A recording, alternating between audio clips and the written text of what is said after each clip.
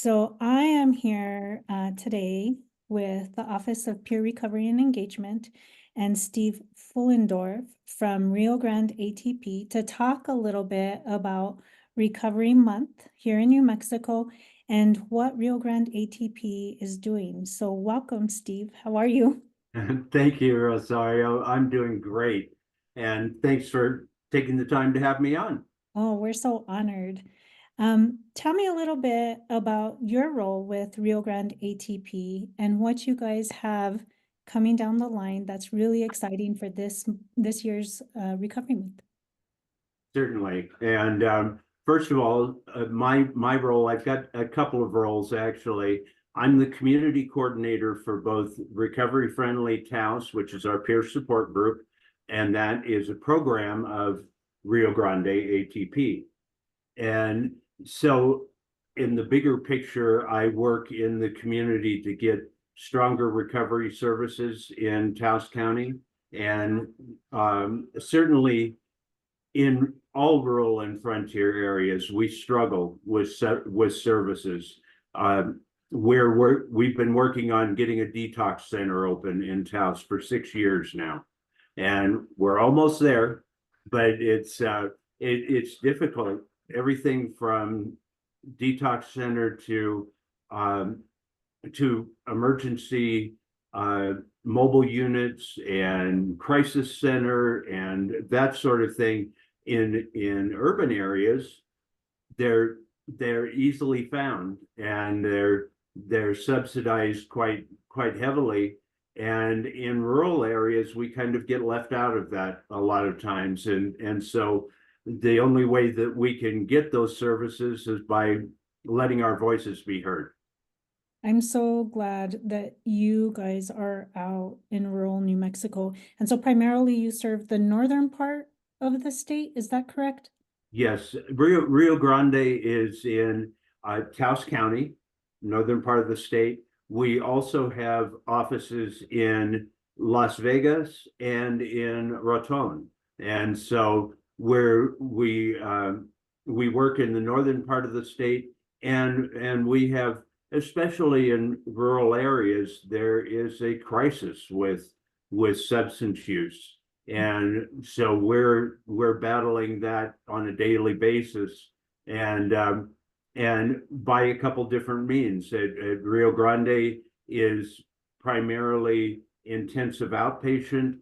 We have therapists, we have counselors there, whereas Recovery Friendly Taos, we have certified peer support workers, of which I'm one, and we work we talk to people, we listen a lot, and then we provide what services that they might need, including getting a driver's license, getting a social security card, get just the basics to get back into the stream of life once they get on that path of recovery. And in that, we also help them find a job. We do what we can regarding housing, which is a huge task in our community and in most others too, trying to find any kind of affordable housing.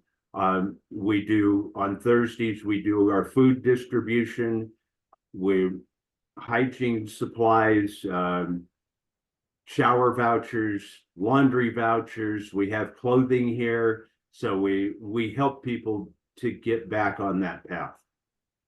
Definitely the need for support services is important in areas where people don't have mobility or don't have access to a lot of the other services, like you mentioned, in urban areas.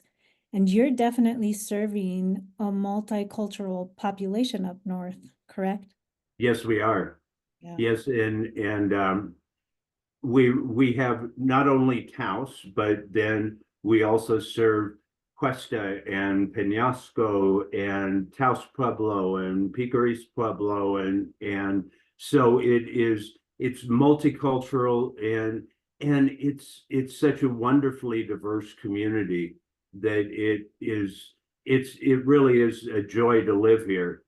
And what we're finding is that one of the the constant problems is the generational aspect of substance use disorder, and so we battled that a lot, trying to break that chain of substance use, and so that sobriety can be passed along to the next generation. Well, I think your title for your recovery event up in Taos is really special. It's Recover Together Rally 2024. Tell me a Right. little bit about the event that you have coming up and what people, not only when and the times, but what people can expect to recover together. Certainly. And I'll just start out by saying recovery together, because recovery is a family deal. It's a family crisis that can happen, and it can be healed through the family. And so we want to celebrate recovering together. And so we'll have activities for all ages there. And the event itself will be on September 28th, starting at 11 a.m. and going till 3 p.m. in Kit Carson Park, which is right in the middle of town. And we will have providers that will be there from throughout the area. And we anticipate about 20 to 25 providers will be participating. And we will also, there's a lot of things that we're going to be doing. We'll have a proclamation that's going to be signed by by Taos County, the town of Taos, Taos Pueblo, and Picoris Pueblo, supporting Recovery Month and supporting Recovery Day in Taos. And so that's going to be a big deal, and we'll have officials from the town, county, and Picoris and Taos Pueblo that will be on hand there to show their support. This event, like many other events that are taking place across the state, is free and open to the public. But we all know that nothing is really free, right? It takes a huge amount of community support and sponsorships and the like, right? People coming together to make sure that these events are successful for those individuals that are in need. Can you tell me a little bit about who from your community or from, other supporters that have come together to really rally around this event in Rio Grande ATP to make it happen? Certainly, and you're absolutely right. We couldn't do this without the support of organizations throughout our community.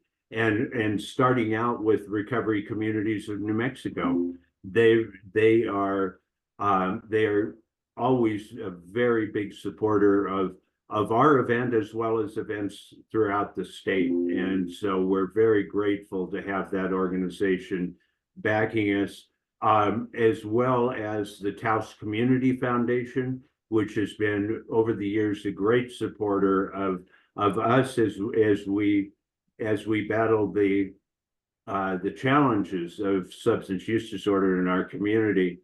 Also, Local Collaborative 8, which is a judicial district. We're in the 8th Judicial District, and so they're supporting us also. And the Lore Foundation has been a big supporter of ours as well. And so we count on our community organizations, our foundations, to give us backing to make this happen. Gratefully, our costs are not really high, and so we've been able to cover all the costs that we have through the grants that we've received through these organizations. One of the big things that we have that kind of makes it a nice family event is that we have food available, free food, and that's provided through Common Grounds, which is a youth-supported organization here locally that is run by young people, and they have a food truck, and that's all young people that not only organize it, but actually are there with the food, and so the people that come to our event will be able to gather and break bread at for free, and so that's always a nice thing that helps the day go by. Right? And there's nothing like Northern New Mexican food either. It's so good. Absolutely, I think we do it's it best. unique. It is. Aside from the providers and the free food, what other things are you going to be having at this event that people that might be considering attending can look forward to? I mean, I'm there for the food. Absolutely, and the I think one of the things that we love to do, and this has become something that I really look forward to, is we choose recovery heroes in our community, and these are people that are in recovery themselves mostly, and not always, because we have people that are not in recovery but are champions of the recovery community. Um, and we have people that are in recovery who have gone on to be great supporters of the recovery community because they have the lived experience. And so we will be honoring recovery heroes at the event, and it's a secret who they are, so I can't tell you that, but we will be disclosing that a little bit later on. And we're really looking forward to the event. We have a committee that gets together and discusses different people in the community who have been very influential over the years in helping the recovery community to be established and helping people to get on the path of recovery. And so we're really excited about that. The other thing that we're doing this year that we have not done before, and this is going to be fun, and it's going to be interesting. We're doing karaoke in the park. That sounds And amazing. and so I think it'll be a lot of fun. And we'll have people that are in recovery, different audience members, that sort of thing, that will be getting up and showing their karaoke talents during at the end of the program. So that'll be from 2 until about 3 on Saturday the 28th. That does sound new and exciting for sure. Yeah. Let me ask you, a lot of people don't really understand what these recovery events mean, whether you're just entering into recovery, thinking about starting your recovery journey. Know somebody you had mentioned that your event is really inclusive of all family members, all cultures. This, for a lot of people, is an entryway. For a lot of people, it's the support that they need for ongoing instances, whether it's your family member that's suffering from substance use or mental health issues. This is a starting point, a continuing journey for some, a support event for others. Do you have any stories or a successful story that you can say that falls under this that you would like to share with us? Because I think seeing a face, hearing a story, especially for peers, right? If they can do it, I can do it too. Mm-hmm. Those are all encouraging things for people that are like, should I go? I'm not sure if I should go.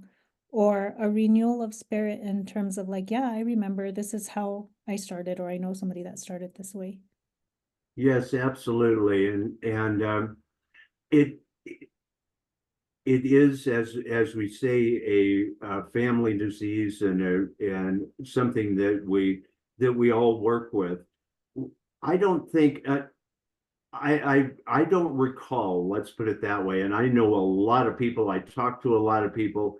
Everybody that I talk to has a story about a family member, a close friend that has been affected by this disease. And it's important to remember that this is a disease. It's not a moral failure.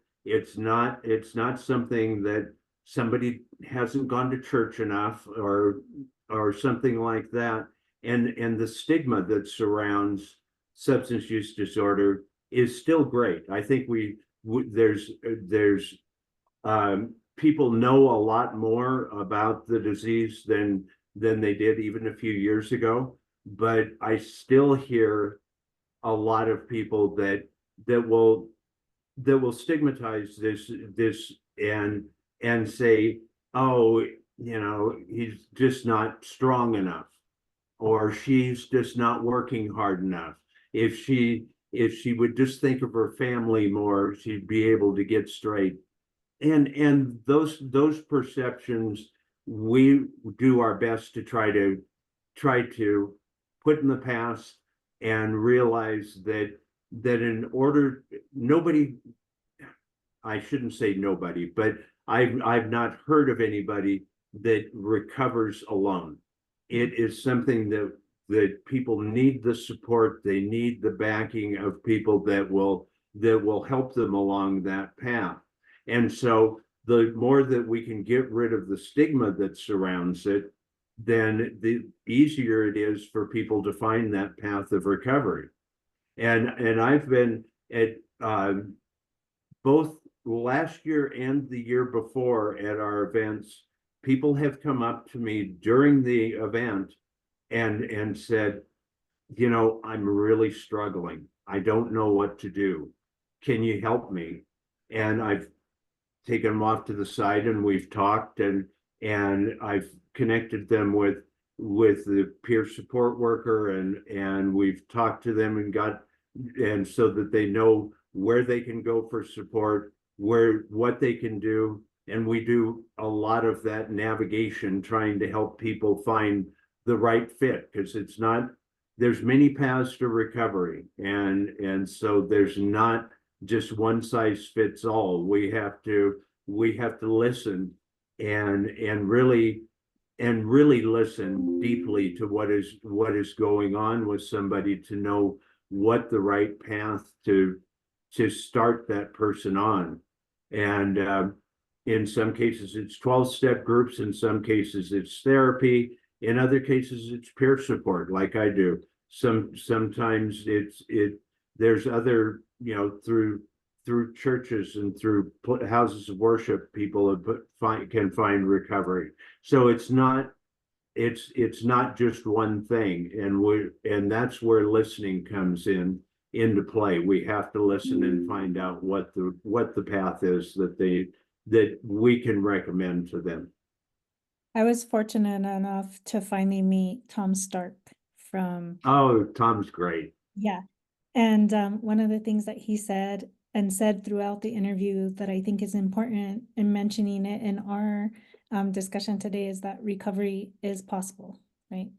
He must Absolutely. have 3 or 4 times. And so whatever way you get to your event, I would encourage people to definitely make that attempt. If you know somebody, if you are the somebody, if you're the person that supports the somebodies, come and join Steve at Recover Together Rally on, remind me again, September 28th.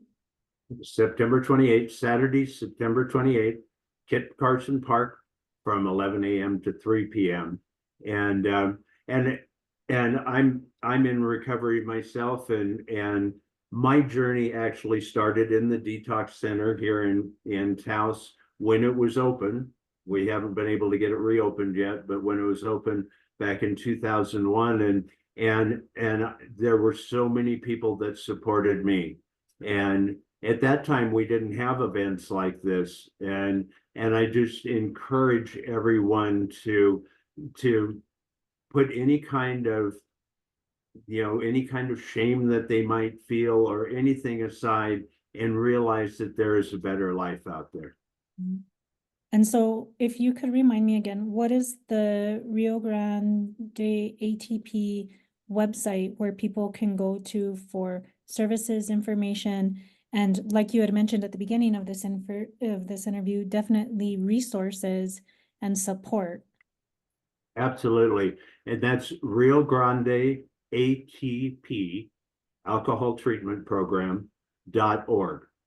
Okay, and then your event is also on the New Mexico Recovery's website. Right. And then we'll be posting this on Opry's Facebook page and linking to you so that people can follow you as well. That's wonderful. I really appreciate it, Rosario. Yeah, I'm so grateful for this time together, Steve, and I'm wishing you and Rio Grande ATP and the Taos community and the northern New Mexico community, those surrounding areas that can make it to your event. I'm wishing you all the best of luck. I think it's going to be amazing. And there's free food. Make sure you show up for Yes. free food. And thank you. I'll look forward to meeting you in person there. Yeah, most definitely. Most definitely. Thank you.